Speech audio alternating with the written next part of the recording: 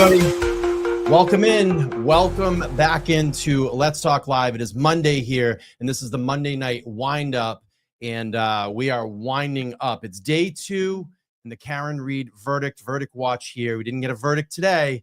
I know that the ground is literally swelling down there. By the time I left, I think there had to have been over 1,000 people. It was insane. It went all the way from the Superior Court all the way down to the District Court. There's people walking up and down the main street. I mean, it's insane. We had everybody out there today. Lots of creators, lots of TikTokers. Turtle Boy, we had Jess Machado out there today. I mean, Vinnie Politan was out and talking to the crowd. It is insane. And I have to say, I commend everybody down there right now for keeping their cool and keeping their behavior in check. I think there was a little bit of an issue at the end of the day, but mostly very quiet amongst everybody in this. We're waiting for this verdict, but I'm not going to wait too much longer. I'm going to bring in some of my friends this evening live here in studio tonight. Let's bring in Todd McGhee. How are you, my friend? I'm doing good, sir. How are you? That's great. I'm great. And we have the one and only Nan Gallagher. How are you? I'm great. How are you, Brian? Hi, Todd. Hey, Nan. Nice to see you. I'm well. So let's get into this today. We're waiting for a verdict. We're day 2. I know there's some panic on the scene. I saw a tweet from Mark Betterow basically saying, let's calm down here a little bit because this tends to happen. And I have to say, I am happy with, I guess, the jury doing its due diligence in all of this. What do we have? We'll start with Nan first. How are you feeling right now? Should this have been a quick verdict, in and out? They had the weekend. Let's get this over. Nan, come on. Tell us what's going on here. I come from experience. I've had to wait for verdicts, even ones that I think were very self-evident. So this is to be expected. And also, I'm selfishly excited that it's going to carry over at least until tomorrow because I will be boots on the ground. But with that said, I've waited up to 12 days for a verdict. So I think the jury is considering all of the evidence. They're taking their responsibility very seriously. And I'm predicting, as I think I did the other day, we're going to have a verdict on Tuesday. Todd, what do you think? Well, we have to be reminded 1.0 lasted about 27 hours before we got a verdict.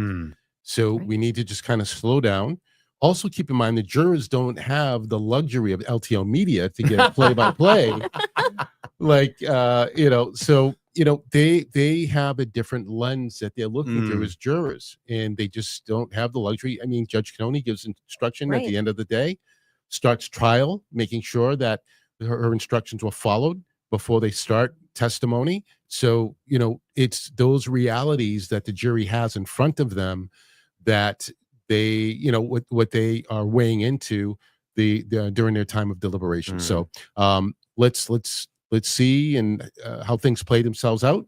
But I'm confident we'll have something this week. So we got Rita Young getting on you, Nan, a little bit here. She said, Nan, you said on Monday. Did I? Oh, well, I'm a lawyer. You shouldn't trust me.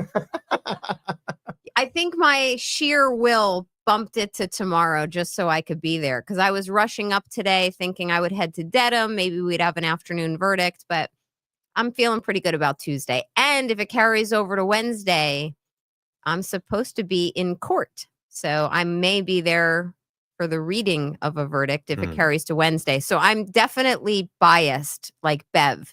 So you don't want to consult me on this. Go ahead, Todd. You wanted to jump in or? Yeah, so we're all kind of waiting here with bated breath, but it's going to take its time. It's going to take the natural course of things. But we obviously want the jury to get it right as well. Yes. Yeah. So we don't want a mistrial. That's not going to help anything because we know the Commonwealth most likely will come back and retry the case. Yes. So let's go ahead, be patient. Let's wait for the deliberations to take their natural course of things. Yeah, and the thing is, there was a lot of people on the ground today, getting worried if this is a mistrial, what's going to happen? Is the team going to come back? Is Alan Jackson not going to come back? Is Robert Alessi not going to come back? And what people are thinking is that this is to continue and beat Karen Read down. We have a mistrial. They go to a third trial, and we don't want that because again, you don't know you don't know if they're going to be able to come back or want, I'm sure they're going to want to come back, but I'm sure that they have other cases that they attend to too. Oh yeah. So, what do you think? If there is a mistrial and the Commonwealth comes back, I'm strongly encouraging taxpayers to revolt peacefully. Have to. You have to. This is such a waste of time, resources, and money. It just is. So I know that they have a dog in this fight. They don't want to let it go. They have to answer to the family. The family has strong feelings, it appears, as to Karen and culpability. But at this point, if you got 2 mistrials, although there's no limit on how many times they can go back, I would strongly encourage taxpayers to protest that. Yeah, and Joanne in the chat is saying, I can understand the jury taking their time. We want them to do their due diligence. We want them to work through this. But, this is a conversation that was on the ground today as well, too, is that, we had the first trial. I think a lot of people didn't have the education on it that we do now because, come on, let's be honest here. There's a lot of media that's covered this. There's a lot of independent media like myself that have covered this. These jurors have to be informed as to what's going on. It's hard not to. Go ahead, Nick. It's got to filter into their social media algorithms. It has to. The amount of people that I saw outside today, just from my social media, which feeds into the algorithm, I get it. They have to know. And then there's people in their lives who are asking them questions. Now, I'm not saying that the jurors are breaking their oath and sharing information, but when you have family and friends saying, hey, what's going on? What are you doing? It's kind of hard to restrain yourself. So I think that as time goes on while they're deliberating, the pressure is on these jurors to get it right. But they also want to go back to their regular lives. And at this point, I feel pretty comfortable tomorrow's the day. Todd, we were talking earlier today before we came in, and we can get into this. I know Nan's going to chime in on this as well, too, because I am confused. And I have someone in the chat right now. Margaret says the OUI charge has to be confusing. If you want to start us off, Todd, and we can kind of ping pong this back and forth because I'm confused as well, too. Yeah, I'm looking forward to Nan's analysis on the second charge. But I was kind of processing. Verdict slip 1 and verdict slip 3 are relatively clean, very kind of simple text on the page, and then you go to verdict slip number 2, and it's like a War and Peace novel, with all the different descriptors and the different charges on there. So, looking at why would the defense want an OUI charge on there, and if the jurors felt like they had to land on something, absolutely 100%, that's the one charge to land on, especially here in Massachusetts. If she's found guilty on that charge, on that count, she's probably already done the penalty. Yeah, that's what a lot of people have been saying. OUI. Yeah. For OUI itself. Yeah. Oh, I'm happy to explain it and give my takes. Please if do. You guys would like. Candidly, last week I was like, I don't think I can even begin to discuss this, just because firsthand I'm not licensed in this state yet, and I don't get access to the docket yet. So people have to either post these documents or send them to me.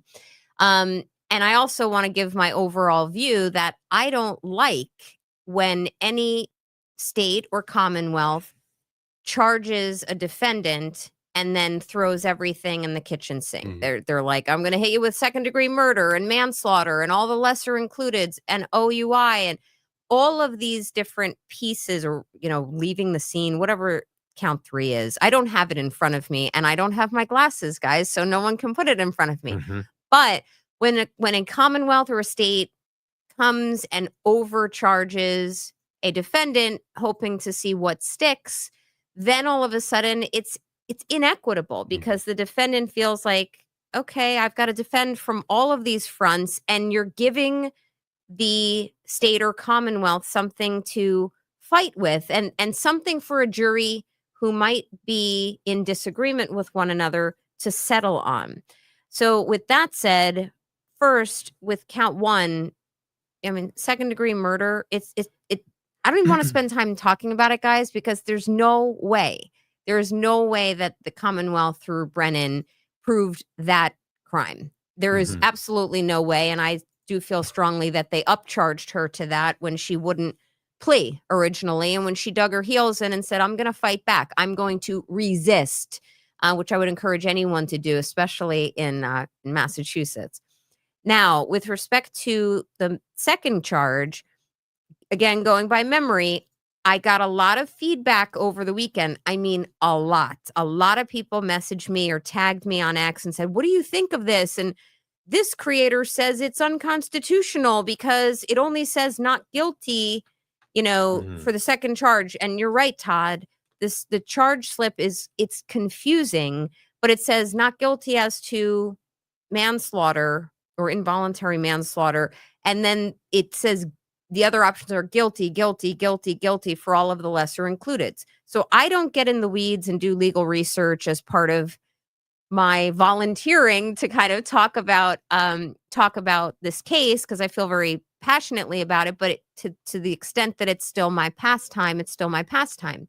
And I do think there are problems with the jury slip, and there was a motion that was filed, and I understand from some people who told me that it was denied. The application was denied today. So if that's accurate and everyone's good, yeah. I mean, not that was good, to the but not guilty. That was to the not guilty box being put in that second charge for each of them. For each of them, which would have been the fair thing to do. Yeah, that would have been the right thing to do. It helps. I mean, jurors are not lawyers, and even to lawyers, it's confusing. Yeah. So I believe that the OUI charge was included within just, and I guess from the feedback I got, it was at the request of the defense. Yeah. Probably to, and I mean, I'm speculating, but probably to give the jury something to hang their hat on if they are in disagreement of a, what was the term they used in trial one? Our moral convictions were so at odds with one another. It's probably included so that there's something that the jury could settle on if they feel like, well, she was drinking, she by her own noise, what are they called? The sound bites, that she admitted to drinking, but nonetheless, she was never charged with that. I have a real issue with that. She was never charged with OUI. They didn't do field sobriety tests. They didn't have the opportunity to. And then ultimately, when they took her blood and did the serum analysis the next, well, arguably later that morning, they now have to use retrograde extrapolation to assess her blood alcohol level, which has been challenged in multiple jurisdictions. I do believe that the jury slip as to charge 2 is fundamentally flawed, because the jury's going to look at that and they're going to say, well, okay, it's either not guilty on all of them, or is it guilty on this, or guilty on this, or guilty on this? It naturally lends itself to a jury saying, okay, it's one or the other. And the jury's going to say, okay, well, we feel it's guilty on OUI, or we feel, and that's about as descriptive as I can be without it in front of me and my reading glasses, etc. But all in all, the OUI charge, if it was requested by the defense may have already had a consultation with Karen saying, hey, do you want this over with? Like, do you want another mistrial? I know I would counsel her and say, this may be an out for you if we are unsuccessful on your behalf. And I know she faces 2.5 years of jail time, but if she were convicted for the OUI, first, it's appealable. It's strongly appealable, meaning there's a strong likelihood of success on appeal to overturn it. 2, because of the failure to conduct concurrent or contemporaneous field sobriety tests, as well as this retrograde extrapolation, the whole number that she has been assessed with for a BAC, blood alcohol content, is in question altogether. Then you throw in the fact that you're 3.5 years post-incident. She has, I assume, she hasn't had her license, so Right. she's been serving time on that. So that's Yeah. probably going to take some time off as well, too. Right. So Yeah. she's got either they suspended it or she voluntarily relinquished her license. I am forecasting that if a jury tags her with OUI, and I still think that I think Alan did a great job in talking about this in his closing. A lot of people were like, he should have addressed it more. I thought he did a perfect job in discussing it. But if she's tagged on that and convicted for that, I do believe that while it's 2.5 years of jail time, I even though it's Judge Bev and there's some discretion in sentencing, I think all in all, it would be the best option for Karen, and she probably won't end up serving jail time. There'll probably be something, it's equivalent to like probation. There's a special name for it here. I learned it the other day in talking to someone else, but I'm just not worried about it, guys. And as much as the form is uncomfortable to read and we think there's some nefarious motives here, I would say feel very comfortable that at least one ESQ is telling you, I think she's going to get acquitted on all 3 charges. Todd, anything you want to jump in? And thank you for that breakdown, Nan. Yeah. And I'm following and tracking everything you're saying. To the acquittal point, I just can't see if they find not guilty on count 1, then they have to find not guilty on the other 2 counts. It's right. Just common sense. Never mind the legalese of things. It's just common sense. The Commonwealth did not prove their case. I agree. And I have to say, the Commonwealth did not prove their case with regard to count 1, but it's all the same analysis as far as I'm concerned. They did burden shifting. They tried to put burdens on the defense. That never happens constitutionally. That Brennan stuck to the same old story, in my opinion, that they really stuck to in trial 1.0 with a little bit of differential nuance there. But you either prove the case altogether or don't prove it, fail to prove it. And if you've got Brennan in closing argument saying, well, we don't know how it happened. He did. He said, we don't even know how it happened. He said he did. He said it, Todd. He said, we don't even know how it happened. So you go through this 6-week trial. You're putting all this evidence out there saying that, oh, Karen did this. And then literally in your closing, you say, well, just like Trooper Paul, it just did. Oh, it just did. And that was right after he impeached Dr. Scorty Bello. I know. That's right. His own witness. It's insane. His own witness. And he tore her up inside his closing argument, too. Yes. That was a mistake, by the way, Brian. That was, I just want to comment on that. That was a critical mistake, in my opinion. Brennan, if he's going to dump all over the state medical examiner, who Proctor already had some choice words for, who wouldn't go as far as to determine manner of death. She stood her ground, and if he's going to throw her under the bus, and I mean, maybe the jury's not sophisticated enough to pick up on this. I know I am, and I think many of your viewers are. But if you're going to rely upon a neurosurgeon to say, these are things that could have been done to save him, and this is how the injury occurred, well, you're just kind of sidestepping Scorty Bello. It was a mistake. And one last point on this, I said this on another stream in the last few days. I still don't understand, and maybe your chat can help me. I don't understand why Brennan spent as much time as he did in his closing talking about, had someone intervened sooner, something could have been done. Had medical interventions been done earlier, they could have saved his life. Even Dr. Isaac Wolf had said that. And honestly, that doesn't matter for purposes of proving this crime.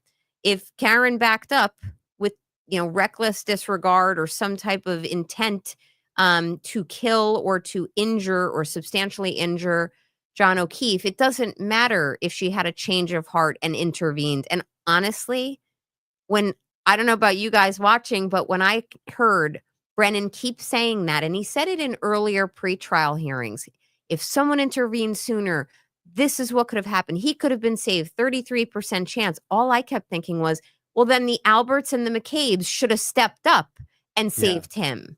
Yeah. So I'm going to get off my soapbox. No, I saw Todd shaking his head yes and agreeing with you. If you want to add anything on that, Todd. Yeah, the time to help was with the occupants in the house, right? With all the commotion going on out in front of the house. Certainly Chloe the dog knew what was going on. Certainly. So, it's just, herein lies more reason why there's reasonable doubt in this trial. Yeah. And it's just, we can point our fingers at the inadequacy of the investigation. We can point our fingers at the science and say, oh, the science also proved that a 6,000-pound vehicle didn't strike John O'Keefe. But if we just go back to just the simple, basic, common sense of things, but everyone in the house is drinking. So who's thinking with prefrontal cortex? Right. Yes. Nobody. Yes. I agree. No rational thought there. And hopefully the jury picks up on that. Hopefully they're thinking with rational thought. I think they're just going through the evidence. I think they're just taking the time, taking their oath seriously, and doing a duty to John and to Karen. And this trial did start to get very technical. There was some data that was presented at trial. And if they're really trying to wrap their heads around that, then that would warrant enough time to be able to go through that information. Agreed. I agree. You guys want to take some Q&A? We'll do some Q&A? All right. Let's do some Q&A. This is kind of what I promised tonight. And again, we don't have to talk about jury deliberations. If there's anything that you're stuck on the evidence or the trial, let's try to answer that tonight. So what I want you to do is you can pose some questions in the chat. Just put T or N, who you want to direct it directly to. We have two amazing guests. We have an attorney with a long litany of years doing this. Too many. We have too many. And we have a retired Mass State Police that was on the job for a very long time as well. So let's get some questions going. It does not have to be in the form of a super chat. I just want anybody to ask their question. We're going to open it up. If you want to super chat and support the show, you absolutely can do that. We'll try to answer as many questions as we can tonight. So again, we'll just wait for some questions to come up. We'll try to get to as many as we can. And again, it doesn't have to be specific to the jury, but if that's something that you want to ask and talk about, you certainly can do that. So I think we have our first question. It's from Lauren, and I'll just throw this out there. Do you think they will retry the case if this is a hung jury? I'm going to go to Todd first, and then we'll go to Nan. Okay. So in doing some research, it appears that the history of the Commonwealth has retried as many as 4 times in a previous case. So if there is a mistrial this time around, hung jury, I envision that the Commonwealth will come back another time and try this case again, unless there's something that happens. I know that Alessi had tried to get a mistrial with prejudice, and of course Judge Canoni denied that. But short of anything like that, I would see the Commonwealth coming back again for a 3rd time. Go ahead, Nan. Yeah, they're going to come back. I think it's ridiculous. Protesters, taxpayers unite. This is just complete travesty. I also know, I go back about a year ago, there was someone had put something on social media where they said, all of this for a car accident, like all of this for a car accident. And that kind of stuck with me deeply.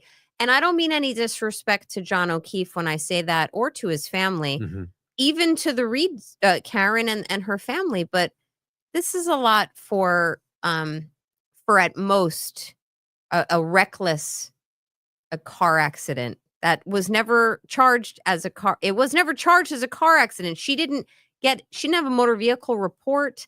She didn't get those field sobriety tests. I hope they don't, Lauren. I really do. Question for Todd from Kaylee. She said, Todd, that's one of my things I say about this case. I try to put myself in the house and I try to understand why didn't they call for help, but they weren't thinking rationally, and it takes. Yeah, it's one of those things where, you think about the night, a lot of drinking early on in the night, built around an annual birthday party. This is kind of their thing as a family, which is all good. That's fine. But when something goes bad, what's your decision-making process? Is it going to be clear, sound, and rational? In this particular case, not so much. And so what do you get? You get bad, altered judgment. And then now it takes on a life of its own. And so you can't clean up you can put lipstick on a pig, it's still a Mm. pig. So they made a decision and they had to follow through with it, good, bad, or indifferent. Yeah. Nan, you want to jump in on that? Or? No, I totally agree, Todd. And I always marvel at the fact that how quick they were thinking. Think about it. It had to have been get the phone out of the house. Get John wherever he needed to be brought to, because there were other people who may not have been involved in the house. Someone's got to get to the PD. Someone has to do this and do that. And here's how we get our stories straight. But here's how we get our stories straight, that kind of happened later on. But the initial quick thinking, they always say the cover up is worse than the crime. This was diabolical because of the fast thinking of a devious nature. Like, I try not to think about that too much because it's a frightening thought. All right, we got another question. Nan, K Mars asking, do the attorneys know what each juror does for a living? Yes. So as part of the jury selection process, there's an initial questionnaire that's filled out by every juror. They answer a bunch of demographic information, including where they work, their address. The attorneys already know their addresses, but all of this kind of rather personal information about the jurors. And it would be very scary if that got into the wrong hands, but obviously attorneys are sworn to their oath and they're not supposed to release any of that, although attorneys will often release these names and demographics to their investigators, and the investigators will look into things even down to social media accounts to see political values and beliefs and activities. I once bounced a juror when my investigator found that the juror's Facebook page had all of her profile pictures. We were flipping through them. It was always her holding a drink, in every single picture. And my case involved an alcohol overdose. I represented a doctor who allegedly failed to diagnose it. Wow. That was a civil case. But yes, you can find out a lot of stuff about jurors. And then beyond the questionnaire, you just do a little internet digging. Yeah, my last time I was selected for jury duty, you have to disclose your occupation or previous occupation. It didn't matter that I was a former state trooper. It didn't excuse me off of any selection process. So, yeah. I'm waiting to be called as a juror. Nobody wants me. Nobody wants my outspokenness. I got a question for Todd, and Kaylee says Todd looks sharp in the studio tonight, so that's very nice. And Cha-Cha is saying, Todd, do you recall any investigations in your service years that were similar to this corrupt case? No, I don't. This is so far out there. Cha-Cha, I've never seen anything like this. I can tell you from my time as an accident reconstructionist, as well as my time in the fire marshal's office, we would work as teams. You would go out as a team. You would service the crime scene, collect your evidence, tag it, bag it, bring it to the crime lab, just standard protocols. When I was in the fire marshal's office, we got certified as photographies. So we could take photos of the crime scene, the evidence collected, and then that was a little bit more deeper level of investigative training. But we always worked as a team, and never once was there any point of holding back evidence. So this whole thing that came up in the trial about Proctor holding on to evidence for months. Yeah. There's zero reason for that. Burn you with the years of being a veteran and knowing how evidence should be handled in a case. That just must chap your what. My thought would be I'm compromising the investigation. Why would I hang on to evidence of any kind? And he never gave a good answer for that in trial 1.0. No. I still don't understand what he was saying about why he held on to some of those materials. Well, it just did. It just did. It just takes time. Yuri, reports take time. It just takes a long time. 3 years. So 3 years to do a report. I like this question, actually. This is a good one from student of the classroom. She said, why, if the FBI asked ARCA to do what they did and found no collision, why is Karen being charged? Oh, may I? Please have at it. All right. So the FBI is doing, I'm not saying did, they are doing an investigation. That investigation's not over, and I will die on that hill. With that said, the FBI was not investigating Karen and the crimes that she's been charged with. The FBI is looking at something broader. The FBI can only, and the feds can only bring charges for things that fall under federal statutes and regulations. A murder or second-degree murder or involuntary manslaughter or OUI, they don't fall under the federal regulations. So student of classroom 103, even though ARCA found that there was no collision, that is really only a piece of what the feds are looking at. So yes, it probably checked one little box. Here we go. This was a defensible case. She appears that she didn't commit that crime, but it's only one little cog in the wheel of what we, the feds, are looking at. Mm-hmm. You want to jump in on that one, Todd? Yeah, I was going to say these are state charges, so that's where the prosecution lies for these charges against Karen. However, the federal, I believe, Nan, at the request of the state or defense counsel can request information from a federal trial or federal investigation. That's right. That's right. So we'll see what happens, but I think they're looking at corruption and some other ring of bad activity that's going on up here.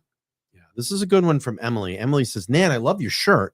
What impact could it possibly have on the jury by the Commonwealth not calling Proctor? Personally, I'd want to hear that the boogeyman had to say it for himself. That's actually a great question. And I actually want to hear both of your takes on this one. Yeah. We'll start with Nan because it Emily. was directed to Nan, but I want to hear what Todd has to say on this one. This is my Good Moms Say Bad Words shirt. And I walked in here and I've got two dashing gentlemen sitting next to me in blazers. They're like really looking great. And I've been driving all day and I've got the backwards hat and this on. But I digress. I take me as you see me. This is a great question, Emily, because when the Commonwealth chose not to call Proctor, I get why they didn't. I think they should have. You get ahead of the warts and all. It's just face the weaknesses in your case because you lose credibility otherwise. And the boogeyman, Proctor, okay. So we have Brennan, who even referred to Proctor as the boogeyman in the closing. Now, he did that tongue in cheek.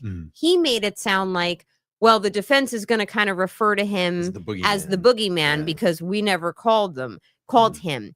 With that said, if the Commonwealth chose, which they did, not to call the lead investigator on their case, in my opinion, and I know we're still pending about a day and a quarter worth of jury deliberations at this point, it's a fatal flaw. You're hiding the person who touched everything. And I am of the opinion, and I don't think I'm alone, that Buchanan could not shore up the case in Proctor's absence because Proctor is the one who really touched everything, interviewed some witnesses without Buchanan, chose to keep, as we were just talking about, evidentiary materials in his own possession without properly logging them. He signed the chain of custody forms. He arguably had access to taillight pieces and or ring camera footage. So I think this is going to have a really devastating impact. Ultimately, when this jury is ready, they're going to see that this boogeyman that the Commonwealth should have called and that the defense had no obligation to call was the nail in the coffin on the Commonwealth's case. Go ahead, So Todd. Brian's a little more humble. I'm totally going to thank the chat for recognizing Brian and mine's dapper look this evening because it's usually Nan getting all the comments. She's looking great, which she always does. Thank you. Emily, I'm not a betting man, but I would have lost the bet that the defense was going to call Proctor when we realized that the prosecution was not. And like Nan, processing the why and the head scratching moment, better for the defense to create their own narrative and paint the picture they wanted before the jury than to have Proctor come in and Brennan try and clean up whatever, you know, on cross. So, you know, I again, we saw the strategy play out. This was, you know, I mentioned earlier about all the data that this trial provided, but also the strategy. This was really unlike 1.0, trial 1.0. So again, we can all speculate, but again, very strategic the way Jackson Yannetti and team Alessi did not call Proctor to this. Yeah, I like the fact that they put his superior in charge of reading those text messages. I think it made a bigger impact to have him do that, because he should have known better. So now you're dirtying Proctor, obviously, because how dirty he's been, but you're also now dirtying Yuri and saying, look, you're his superior. Why are you not shutting this down in that chat? And the high school friend who on the stand said, these aren't my words. I can't read these. Right. That was uncomfortable, almost as uncomfortable as Kelly Dever. Yes. It was like, my job depends on this. And you mean Veruca assaults? Yeah. Yeah. There were some really uncomfortable moments in this trial that worked very organically for the defense's favor. So we'll see what happens. But the boogeyman, you know, I'm okay with Proctor saying the boogeyman. Yeah. Yeah. Clara's got a question for you, Nan. I already know the answer for this one, but I'll let you answer. Have you ever tried a case in front of Judge Bev? That's a great question, Clara. I tried a case before one judge who comes a close second to Bias Bev in New Jersey. It's a criminal case. I represented the defendant. I have never been a prosecutor.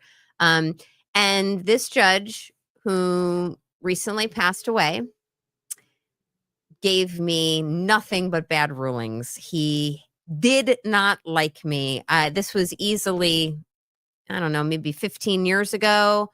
At the time I was newly married, I had to take, I was about to get married at the time. I had to take time off for a vacation that was planned. He wouldn't allow me to. It was a prepaid vacation. So it started to trend really bad from the get-go. And then every legitimate motion I filed, and all of them were legitimate, he ruled against me. Every time I was making an argument on my feet, meaning on the spot, he ruled against me. Anytime the prosecution served something late, meaning it was a discovery violation, he allowed it in. So he was a close second. But, you know, he was an outright jerk the whole way through, as opposed to Bev, who's like, she doesn't come across as mean sometimes. She's like moderately comes pleasant. Across as like, I'm annoyed. Like, always annoyed. You know what I mean? Like, he's always just annoyed. Yeah, she's always annoyed. Like, she is always annoyed, but she can sometimes just say, okay, what do you need now? And she's not. She's an extreme micromanager. We know that. Extreme micromanager. She's nicer to the jurors than she is to the attorneys. I was saying that the other day. Like, she should have been a kindergarten teacher instead. Like, she's more concerned. Yeah. So I had that once, Clara. Thanks for asking.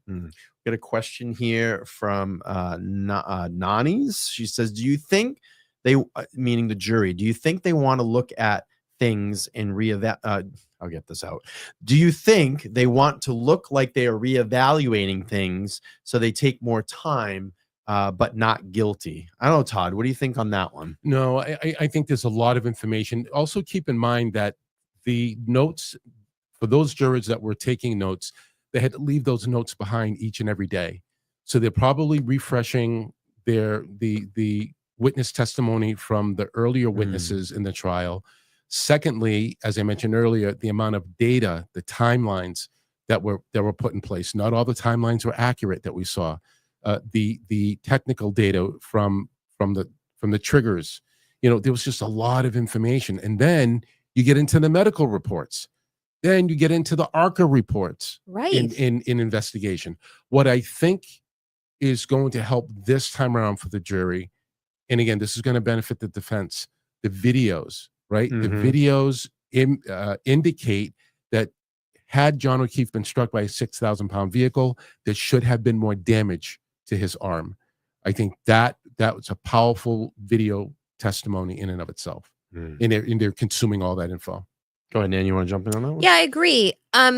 So I don't think a jury is ever going to kind of bluff that they're making it look like they're doing anything. These jurors want to get back to their lives. I mean, they took this duty very responsibly, but at this point, they are doing their work. They may be at an impasse. I don't think so.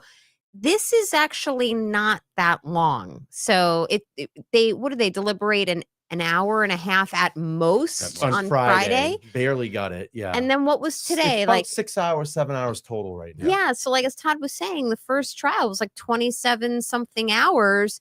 It's actually not that much time with 31 or 32 trial days, plus that heavy technical data scientific piece to it. Everyone kind of has to get on the same page. And some jurors just need to circle back and reassure themselves on things. Like they probably took their poll and realized, okay, we have 9-3 or this to that, whatever the ratio is. And then they said, okay, well, let's talk about it.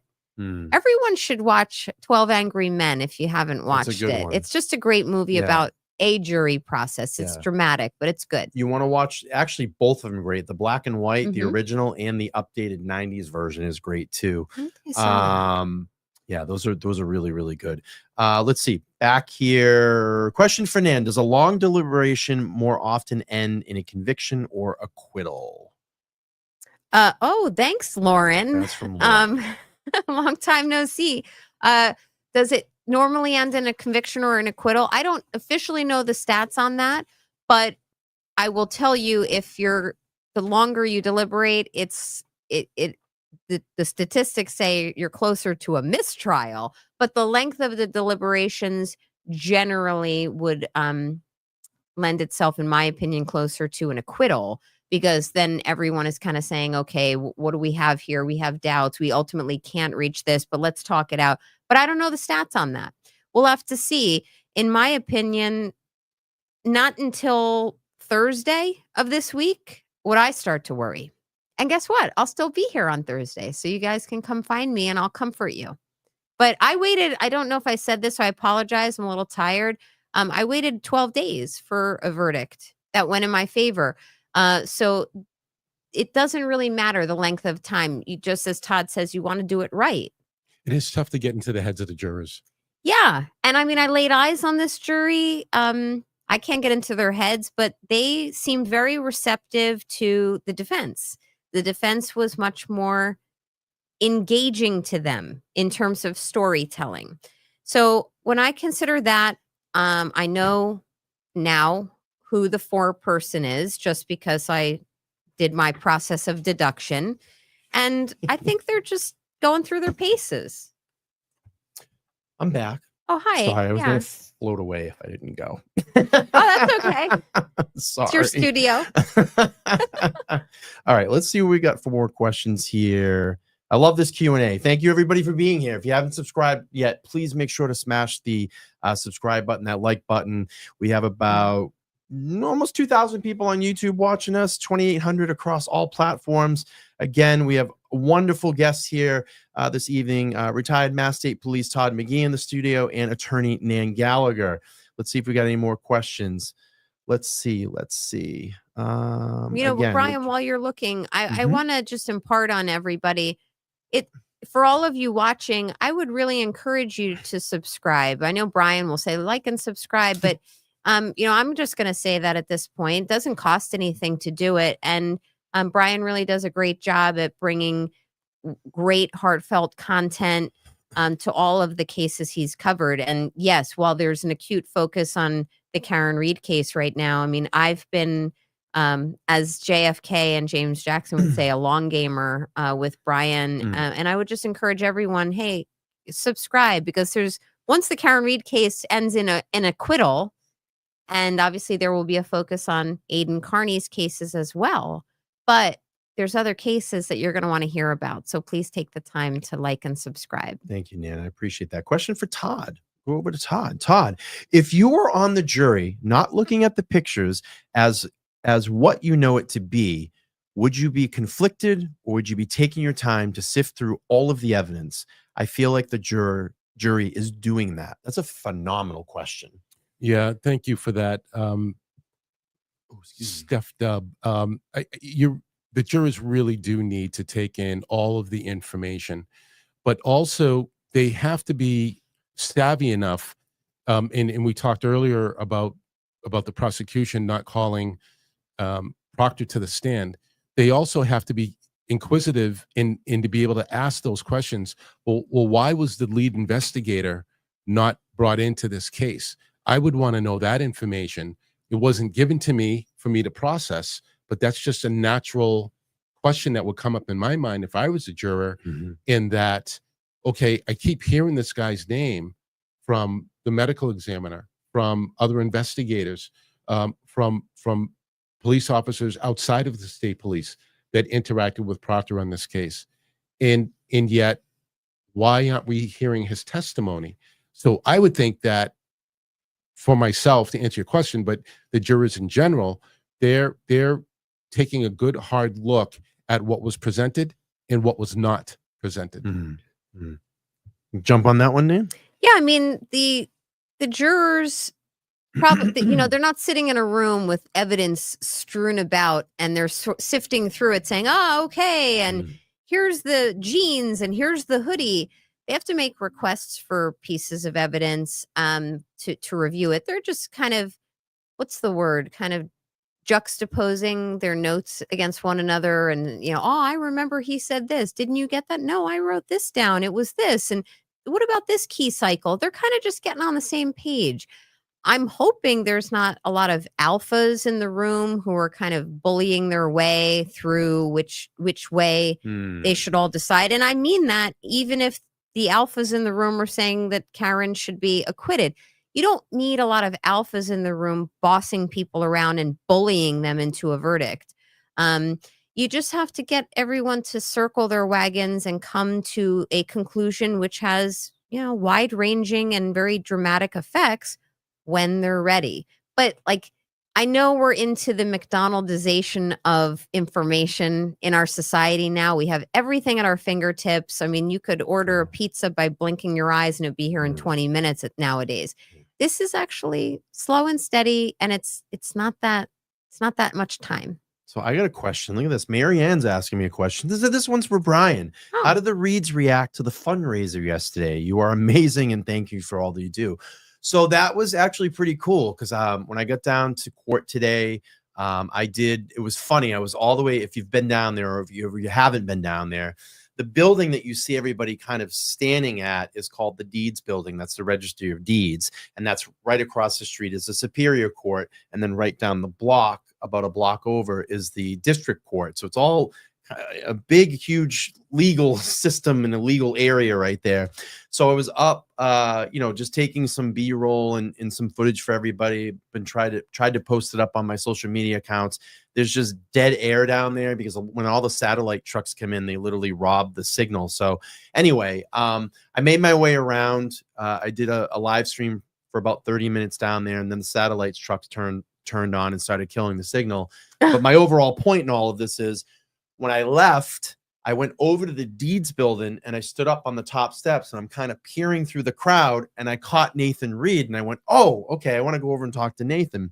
So I walked over and he said to me, and just like his style, phenomenal job yesterday. Phenomenal job. That's awesome. And I was like, oh, you watching? He's like, hell yeah, we were watching. He's like, my dad was texting and going, are you watching this? Are you seeing what's going on? So Bill was watching yesterday. Nathan was watching. They said it was like one of the best Father's Day gifts that as a family, that they've gotten in a long time. And it was really nice to hear that. And listen, it comes down to all of you. You guys made that happen. We had just under 4 hours in Lauren's Lauren's hanging over. Say hi, Lauren. Lauren was up here with us. She's watching the show tonight and taking some pictures and video for us on the other side of the camera. But so we had Lauren in here. We said great guest. Nan jumped up. We had Adam Teepers. He's an attorney. Mazza Media. Jason, not Haley Walbrick, jumped on. And it was just amazing. By the end of the show, we started, me and Lauren said, well, we can get $500 today. We'll be pretty good, right? If we get $500 today, we'll be pretty good. And here we are. And it just kept going and growing. And at the end of the show, within 4 hours, we had $11,200 in that defense fund. And I was like, oh my God, like what just happened? And it was just such a great day, considering Father's Day. But the thing that was really nice about it, and it was really sweet, was everybody in their comments, and it's sad, we lose parents and we lose our fathers and mothers. It's just, it's it's life. But it was really sweet to see people paying tribute to their father in that donation and saying, hey, I lost my father 10 years ago, but Bill Reed, might have said something or has done something, or the way that he cares about his daughter reminds me of my father. And it was just pretty incredible to see that on Father's Day. So thank you all for making that happen. The Reeds were very appreciative of it, and very appreciative of all the, the subscribers and members that helped out, raise that money. And again, the fundraising and trial is not over yet. So we need to keep continuing to do that. But it was really special. I was so happy at the end of that. And it just, it was cool. It was a good feeling. It fills the heart. It does. And also during your fundraiser, I had mentioned that they're operating at a deficit still. So don't take your foot off the gas. Everyone seems to think, well, we don't need to fundraise anymore because there's going to be a verdict soon. It really doesn't work that way. Take it from me.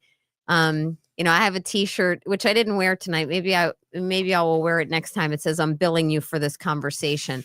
But lawyers are expensive. Now, I know they're currently not taking a fee, but there's experts. I don't know if the lawyers will take a fee out of remnants in the future, but there's experts, costs, food, transportation, security. I mean, think about all the people that get in her fees. I know what it costs to run that team per day. Yeah. Wow. They told me. Number. Yeah, wow. It's a big number. It is a big number. It's needed. It's needed. It's one day. I know what it is. I'm not going to publicly state it, but I do know. It's a big number. So they're operating at a deficit. I don't know that firsthand. I know that from process of experience and deduction. So anyone who's feeling generous, always consider donating to the defense fund. Please. Trust me, these are honorable people. They'll let everyone know when donations aren't needed anymore. Yeah. I'm not saying donate in perpetuity, but I know they appreciate it very much. Yeah, I agree. I want to go to Todd for this one. Will we ever hear about the evidence that wasn't allowed during the trial if Karen is found not guilty? Michael Easter made it sound like there was something that there could... I'll get this out. Michael Easter made it sound like there is something that could answer questions or could answer. I don't know. Am I reading that right? I'm not reading that right. I would respond, Blue Jays, that we talked earlier about the scenario of a mistrial. I'm not reading it right. If there was a mistrial, then you would probably see maybe a new tactic, a new strategy, and maybe information that had evidentiary value would surface. But I was looking forward to Michael Easter's testimony. Retired FBI, he was going to testify as to the inadequacies of the investigation, and I disagree with Judge Beverly Cannoni that the jurors could figure that out for themselves. Yeah. Evidence collection it's a very sophisticated process when it's done correctly. And there's a right way to do it, and there's a wrong way, which was done. Either in some cases it looked like it was deliberate. It was so clumsily done and conducted the investigation. So that's my take on the response, to the evidence and what happened during the trial and what didn't happen.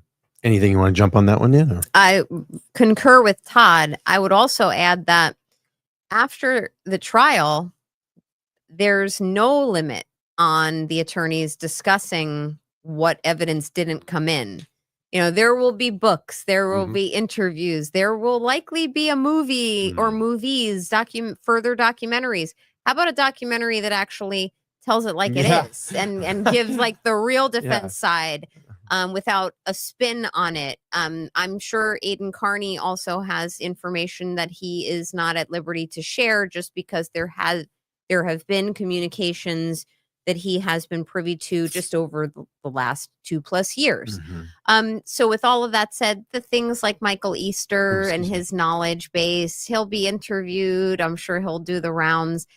everyone will talk when all is said and done and the dust settles. Yeah, I agree. Let's just take a pause here for a second. I just want to recognize some new members. Peggy, thank you so much for your membership. I appreciate you supporting the channel.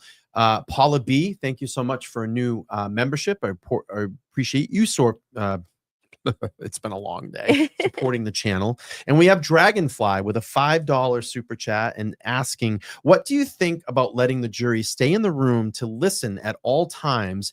They were removed when the defense and the Commonwealth needed to talk. That's pretty standard. What am I missing with this question? Hey, Dragonfly, it has been a long day for me. What do you think about letting the jury stay in the room? Oh, when they're at sidebars? Sidebar. Okay, now I understand.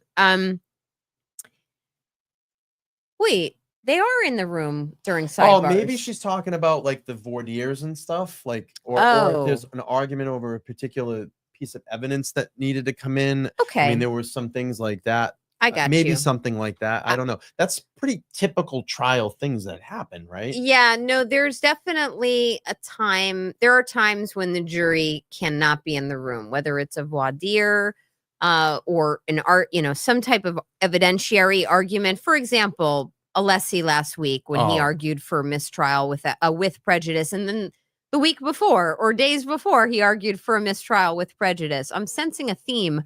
But nonetheless, the jury can't hear that. It can bias them. It can taint them, etc. But I will tell you, this trial has had so many fits and starts that this is an unusual amount of times and occasions for a jury to be asked to leave the room.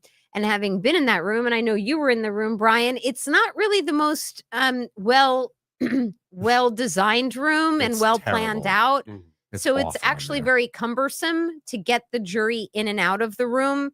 And then once they leave the room, I actually don't know what they do or where they go. I'm making an assumption as to where I think they go. I know they go downstairs. Okay. So they leave and they go downstairs. But it's like to go up and down this very steep marble staircase, and then they come in and then they go behind a wall and they get into the jury box. It's just cumbersome and time consuming, but they can't be in the room for certain pieces of it, unfortunately. Yeah. Someone's asking, question. They probably are hung on the OUI. What do you think, Todd? You think they're probably hung on this sort? It's very confused. I mean, we talked about this in the beginning of the show, but I was lost looking at that charge too. Well, let's go back to trial 1.0, and we come to understand there was unanimous on counts 1 and 3. So, again, here we are in trial 2.0. We saw the verdict slipped. We saw the amount of charges, the litany of charges that are there. And, again, it's tough to get into the minds of the jurors, but if there's anywhere for them to be struggling, I think it's safe to land on verdict slip number 2. This is a good one too. Yeah, I love this. And I'm going to keep the camera on you, and I want you to chime in on this one. Do you think the clips that Hank show hurt Karen? I personally, and I've shared this with Brian offline, I don't like the clips. I think they are noise. I'll give them that level of weight. I've got my own personal feelings about her innocence. I don't believe that she is responsible for hitting John O'Keefe with her vehicle. Science proves it. The medical evidence proves it. And to see those videos taken out of context. Way out of context. I'm glad you said that, Todd, because I'm going to say they're way out of context in their snippets of a much larger production is it's troubling, but it's in the public domain. So it's in the court of law. It's fair game. But I would say if I had to give it any weight, it's unnecessary noise that the defense really probably could have done better without. There were some times that I heard when these clips were being played, and in some, I think Aiden and Jess Machado was reporting that times when these clips, they were just being ignored. And again, you don't know what a jury is thinking. I thought, to me, I knew why they were trying to do it. They were using it to make it look like she was testifying because they knew that she wasn't going to, she didn't need to get up and testify, but they were using this for her testify. And he even said it, Brendan said it in his closing statement. He's like, she's not going to get up here and testify. She's not going to do that, but you saw those clips that we had, so she's got that. Right. But once again, every time the way he frames it, that's her constitutional right. Right. And he makes it like she's hiding something because she doesn't want to testify. That's her right. Yeah. I don't think, I don't think any lawyer, any self-respecting lawyer is, all of us would say, stop talking. We wish you hadn't done that. Stay silent. The, what is it? The fish got hooked when it opened its mouth. Yeah. I have a sign in my office that says that. But I don't know what the jury thinks when they hear these little sound bites. I do wish that the defense had addressed them more, got ahead of them, whether under the rule of completeness, played more of the clips, which I don't love either. Or even just made a comment during closing. If I had prepared the closing, like I would make sure I would have included a sentence in there that said, those clips only show part of the story. Don't be fooled by sound bites. Something like that. I would have put that in there. And I don't mean to criticize, but say something about it. And ultimately those sound bites, this is probably new precedent in your state. If you're in Massachusetts here, you now have a Superior Court judge who's letting little sound bites in of a party defendant to come in as a sword against her in her prosecution. So I would say, if you're ever arrested, people, don't be giving interviews and doing documentaries because they don't help. Yeah. Anything you want to say on that one, Todd? Or? Yeah. Stop talking. Yeah. Yeah. You have a right to remain silent, right? Yeah. Ole Miss Rebel 21, a $50 super chat. Thank you so much. Says, I love your heart, Brian. Love the panel. Nan and Todd, you all have pure hearts of gold. Mississippi supports you. That's very, very nice. I thank you. I appreciate that. My mother's from Mississippi. We love you back. Ooh, she must have good cooking. I love it. Let's see. Didn't the judge select the foreperson? Is that normal or only in Canton? I don't know. I don't know. On my planet, the judge will select the foreperson after the alternates are chosen. That's my planet, which isn't too far from here. So on my planet, you choose the alternates with the bingo balls that are fully transparent.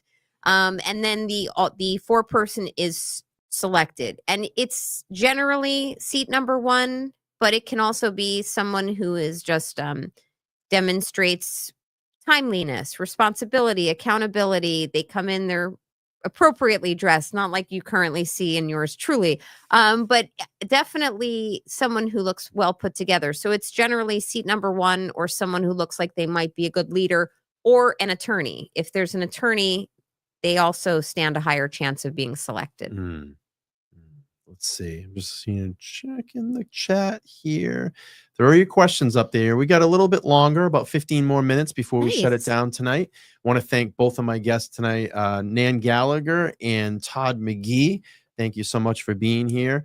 Thank you. Yeah, the Cavalcante. I remember that. Yeah, the Cavalcante jailbreak. We did back-to-back nights of that, following this guy around, and they ultimately get him, I think, 14 or 15 days later. And the funny thing is, guess where he was, Todd, the whole time?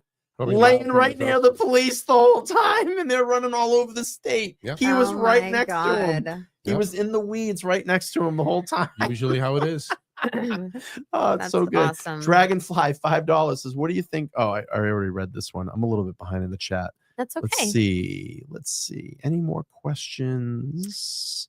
Throw your questions out there, people. Again, you can direct them right to Todd or Nan. You can put T or N, and we'll definitely glad to try to answer as many as we can. Let's see. Lloyd says, oh, this is a good one. I didn't follow trial 1. Didn't want to believe the police could have actually framed someone. I was proven wrong. Karen was framed. I'm going to let Todd answer this one. So, early on in trial 1.0, I came on Brian's show I was reserved in holding back my my opinion as to what I thought of the investigation. Karen Reed, I was very quick to criticize the investigation because it was so bad. It was inadequate is an understatement. However, as far as her guilt or innocence, I really needed to see the medical records, the medical documentation. The medical documentation always provides an unbiased testimony in and of itself. And the more we started to learn and uncover the inadequacies of the police investigation, it was just a no-brainer. Right. Why there wasn't acquittal in the first 1.0, just based on that, is still kind of spins my head. But those were the things that I was processing in the first trial. And I remember you saying that. I mean, I remember you being very honest, and you just saying, look, I can give my opinion about, the accident and what I think, but I need to see more of the medical information. And now we've seen it. And and it was funny. I was talking to my building owner before we did the show, and he said, I popped in there. I hadn't seen him in a while. I try to pop in like once every couple of weeks if he's in his office. And I, hey, how's it going? He said, how's the trial going? I said, well, we're day 2, the verdict watch. He said, oh, I haven't really been able to watch much lately. And we were talking about, he goes, it's crazy to see, now that the x-rays have come out and we've seen all that information. He's like, it just clearly shows. And it was funny. I was looking down through his window. We have a window here, a picture window, but I was looking down through his, and one of his company trucks are out there. And I said, Ben, if I stood out there and you backed up at, 25 miles an hour, and I stuck my arm out, it would split my arm off my shoulder. It would break my wrist. We're on a hinge, like Jackson said, we're on a hinge. That would whip your arm out of your socket, or at least break your hand or your wrist. And John had none of those injuries. So that just only leads you to believe, it didn't happen by Karen's SUV. It definitely something happened to him inside 34 Fairview. And that's my opinion. Yeah, I would just like to comment on that, Brian, because I in my experience, most of the people who think she's guilty of any of the charges don't know much about the case. Yeah. And I don't mean to insult them, but they have such a superficial understanding of the evidence that I'm like so stubborn. I have to tell them, like, but do you know about this? Do you know about that? Right. Let's talk about ARCA. Let's talk about this. These are the butt dials. This is the deleted Google search. And then when you start to talk about it, suddenly you're changing hearts and minds. So I feel like, from my experience, most people who say that she's guilty and don't want to believe that law enforcement in any way could take a position adversarial to the good of the public. And I think people also think that this, quote, conspiracy, which really wasn't a prominent character in this story of Trial 2.0, but this conspiracy, some people think it involved so many people. It's actually a small knit group. Yep. And that's where, and you'll hear that kind of thing. You'll hear, oh, what it could be. There's 13 people in the house. You think every single one of them did X, Y, or Z? No, I don't.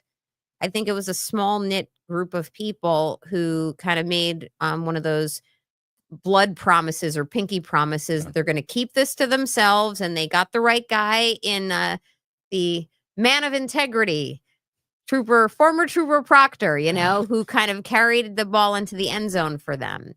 So I try to just ignore people like that. But every now and then I like to fight them. So this case would be entirely different if we didn't have the federal investigation. That's right. Yeah, that's right. They're not stepping in if they don't see something's wrong here. And that should lead you to believe too. And that's where you have to look at and say, did this jury understand it's the FBI? And it's weird because we were talking about that today. And I went, I think it was Kelly Reed and I talking about it. And I said, she goes, they have to understand that the FBI. I said, they actually said it. It actually got said. And they go, well, I hope the jury understands what that is, because they might go, FBI. I mean, for crow's sake, what did they say the last time? They thought that it was an insurance company that was looking into this case, which is like, hired by Aiden of all things. Right. Without the federal investigation, you would have no glimpse of biased policing. Yeah. That's right. And also without the money. I mean, I hate to say it because I'm certainly not a grifter. I'm an inverted grifter, in case you didn't know that, Todd.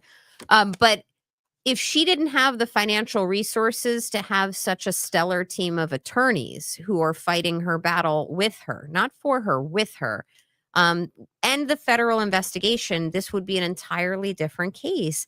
In addition to that, I feel, having listened to trial 1.0, gavel to gavel, and trial 2.0, gavel to gavel, the federal piece is very present. I mean, it's there. I'm very comfortable with the amount of mentioning of another law enforcement body or another law enforcement agency, or I heard the word federal a couple times. I heard FBI They said once FBI, or twice. They So said FBI.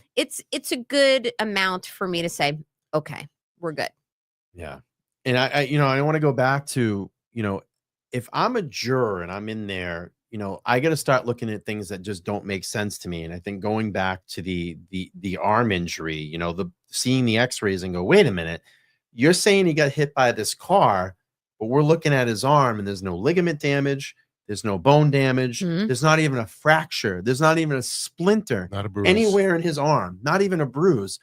So how could that be? This is not an overall anomaly that this just happened. Oh, it's the one time that this ever happened on Earth.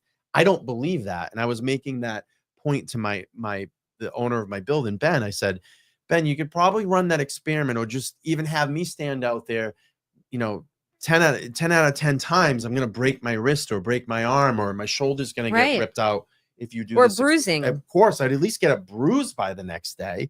And those are the things you have to look at. I think last time with the adding in a lot of the McAlberts, it just flooded the jury with too much. And just like Ronnie said, it was really a distraction. And this is where they had to come in and defend this accident. I know it's not the defense's job to prove that, right, but to basically debunk what the Commonwealth is saying. I think they did a phenomenal job at that. And if you're a logical person and looking at logic here, not BS that the sale of goods that the Commonwealth's trying to sell you, you have to come back with a not guilty on all charges, because there's no accident. There's no injuries to John. Right. There's no injuries. Yes, there's the injury up on the head, but I'm talking about his lower extremities. We have the dog bites, but there's no bruising. There's no broken bone. So I don't know. The thing about injuries, they don't mask themselves as something else. Yeah.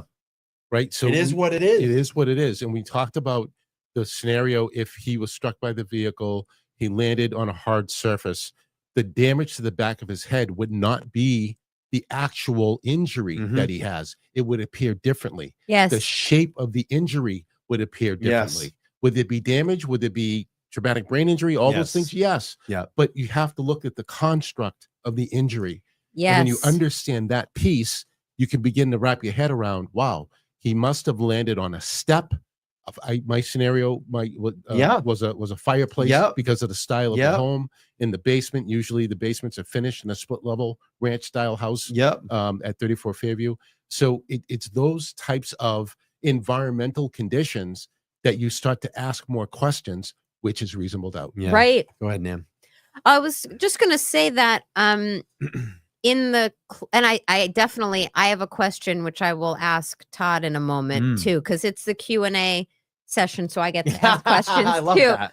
But I would say there's a point, as you all may remember, in Alan Jackson's closing where he said, science is the silent witness here. And from the science, not only the medical science, and like you're saying, it's like, look at the wound, the body. John O'Keefe's body was talking, right? And whether it's the puncture wounds and nail marks, or the residual of Chloe or Cora, whatever she's named now, may she rest in peace. Whether it's the tech stream data, whether it's the accident reconstruction, it's the science that is the silent witness here, and I find that very chilling, to be honest with you, that there's the people who should be the witnesses who are speaking are silent. Those like the McAlberts. That's my personal opinion. But I have a question for Todd because Please. I haven't seen Todd since last Monday, which means I would like to ask you what you thought of the closing arguments. So Brian and I chatted about that. We thought that AJ was just a masterclass. I think those are the words I shared with Brian. It was an absolute masterclass, a massively constructed storyline for the benefit of the jurors, and heartfelt. Yeah. Which makes the connection, which is incredibly important. And conversely, Brennan's delivery was choppy, insensitive. Even regardless of prosecution or defense, you have to appreciate the work of the jury. Never heard that. Yeah. He didn't even thank them at the end. Didn't thank him. So he it's attacked just his those own things. witnesses too. Yeah. He ripped apart his own witnesses on several occasions. Yeah. Not just Yeah, Squiddy you're Bello. right, Todd. So it was indicative to me that he didn't have a case. Right. His strategy initially was to try and knock Arca out of the witness list, and if you have a strong case, you wouldn't have to worry about what the other side has, right? Right. You go with your best and you lean on your best, and that's going to carry you through the trial. And so his closing was just indicative of his entire strategy throughout the trial. And I thought the investigation was not only inadequate, but so was his closing. Yeah, that's great. I've been meaning to ask you that. I feel that it was Brennan's closing was very superficial. It's the data, it's the data, it's the data. Well, what does that mean? By the way, Brennan's closing might be why this is taking so long, because the jury has questions, perhaps. Now, if a jury has questions, that's reasonable doubt. If and I liked the way AJ kind of said, if you don't think it's possible, if you don't think it's likely, if you're not sure, if you have questions, it's all not guilty. But Brennan didn't do anything to answer questions ahead of time. He was not proactive. He would just pound his hand on the table and just say, it's the data, and kind of give these overbroad sweeping statements instead of drilling down into hard critical pieces of evidence. That could cause jury confusion because they may have questions and they're not remembering, if we have questions, we have to vote not guilty. They'll get there. I think they're going to get there, but it's a process. Everyone should just keep the faith. And we saw this mostly during some of the hearings portion of the trial, but Brennan very comfortably gives versions of the truth. Yes. He'll speak on a point, and if you're paying attention to the trial and you're listening to him, he's only presenting a version of the truth, in that he's expecting you to throw out everything else you've heard, and you're only going to stay center focused on me speaking now. Right. And again, I think that's a dangerous person. Yeah, I was going to say, I find that really, really creepy. Yeah. Also, I think if he's doing that, there's probably some intent to what he's doing. I think he's intentionally obfuscating the issues to deceive.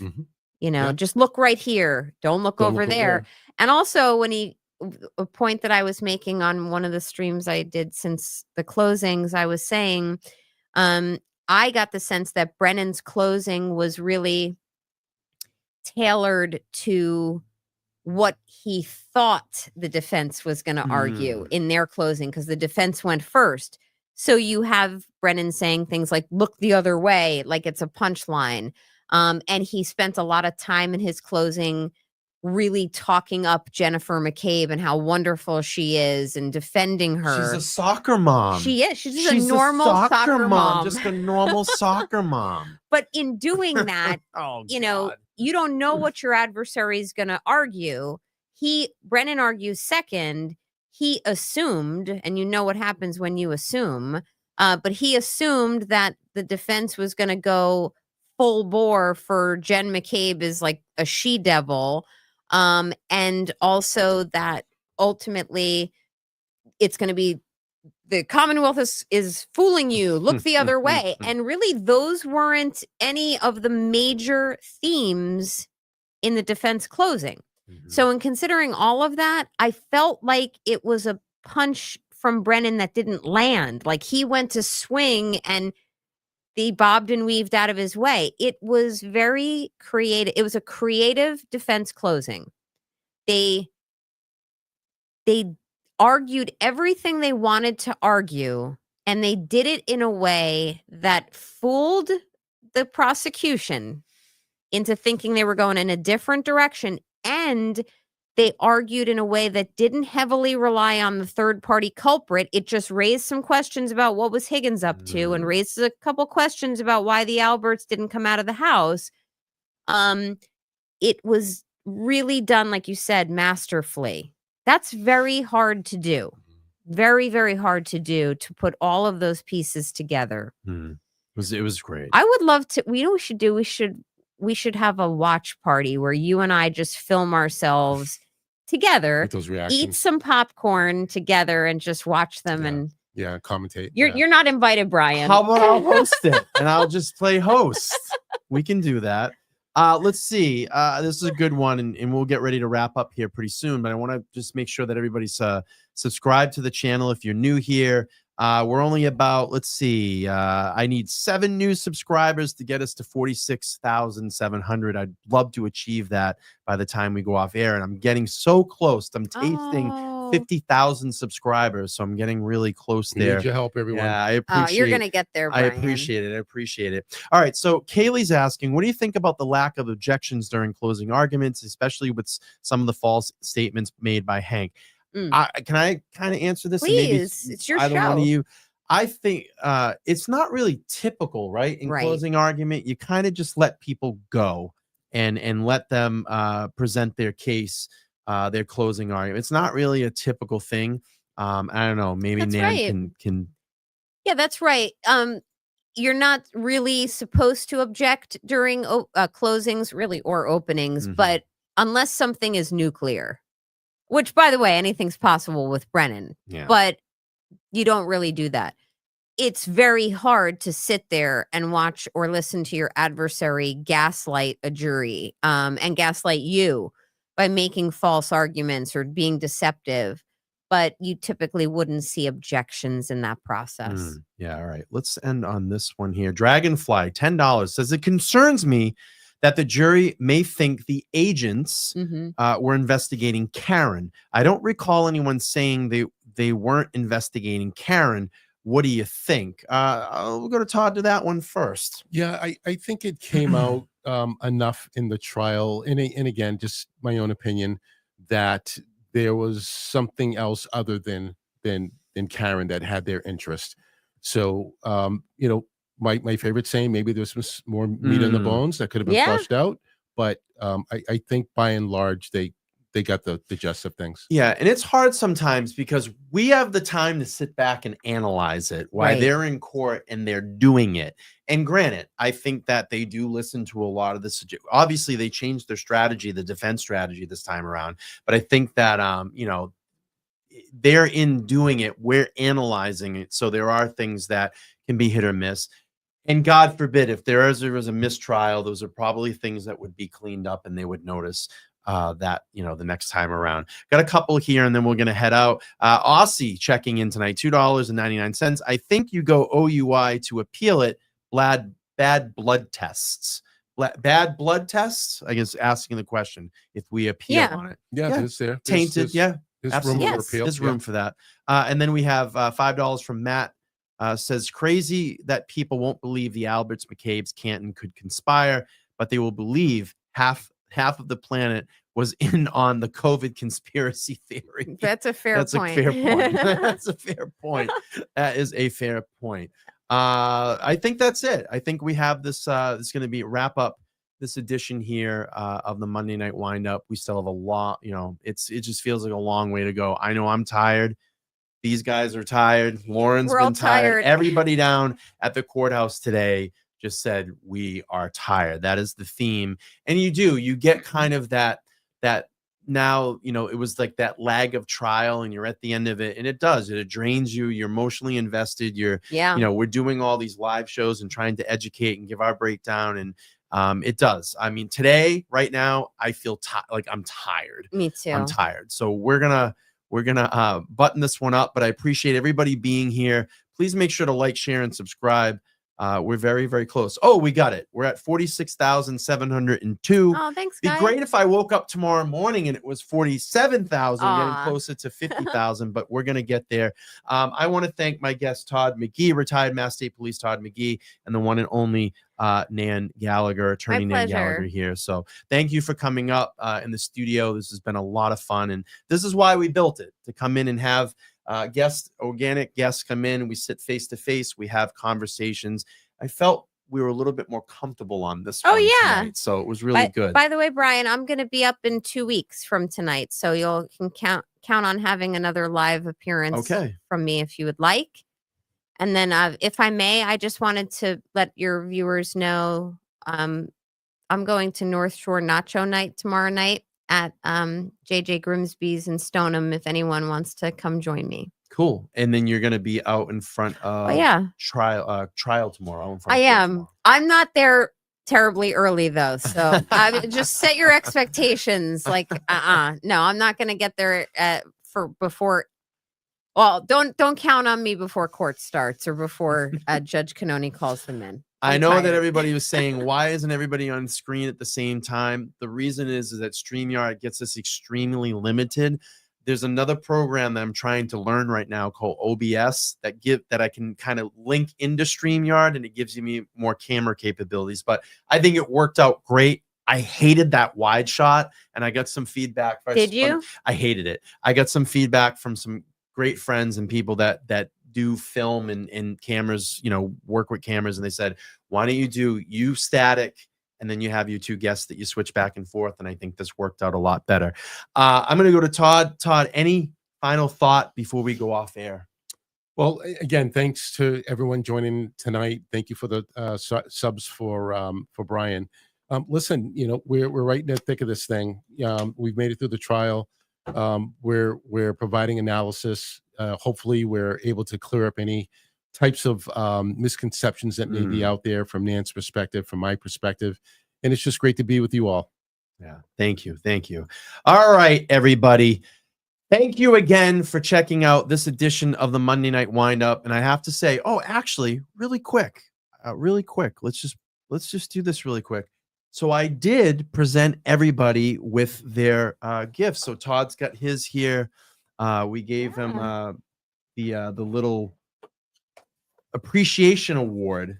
So Todd's got his. He's going to put it up on his display at home, and we gave that to him. So that's really cool. And again, I appreciate the both of you and Nan. Thank you. Yeah. I'm really sad right now. It's so beautiful. Might be our last Monday night windup, hopefully, because we want a verdict of not guilty. And I've spent a lot of time with the both of you, and you have completely really elevated the platform and allowed me, honestly, to practice and get better at my craft. I felt extremely comfortable with the both of you and allowing me to do this every Monday night. And the consistency and the dedication has been phenomenal. And I value you both as wonderful human beings that have done a lot here. And you've really elevated the experience. And I hope to work with both of you down the road as we tackle more cases on this. And, you know, we'll keep this all going. So absolutely. I appreciate it. Thank you, everybody, so much. We're going to get going here. It's been a long day, and we're going to have a long day tomorrow. Please, if you're out in front of that courthouse, okay, we need you to act respectfully. You need to act like an adult. And if you have anybody that's causing a problem around you, don't get involved with it. It's not worth it. And listen, I also want to say this as well. This is all in the jury's and God's hands right now. Okay. And I feel in my heart of hearts that this is going to go the way that we want it to. But if it doesn't, please act responsibly. Don't push any police officers. Don't start fights with anybody else. Be respectful, and there will be other processes that this will go through. And I'm going to tell you, Karen's got one hell of a case on appeal. I have an attorney here that's going to say, hell yeah. Hell I yeah. have a retired Mass State Police officer that's going to say, hell yeah. So please just act respectful. I don't want to see anybody get arrested or hurt. That's not why we're there. We need to be the Free Karen Read movement. We are respectful people, and we obey the laws down in front of the courthouse. So that is my ending for tonight. Thank you all so much for being here. Again, thank you to my wonderful guests. And we're going to head out. Please make sure to smash that like button. And why don't we do this on the way out tonight? Post some pink hearts in that chat to show some support to Karen and the Reeds. I love all of you. Have a great night. We'll see you back here on Wednesday night with Jess Machado live here, 8 p.m. Eastern Standard Time. Bye, everybody. Have a good night.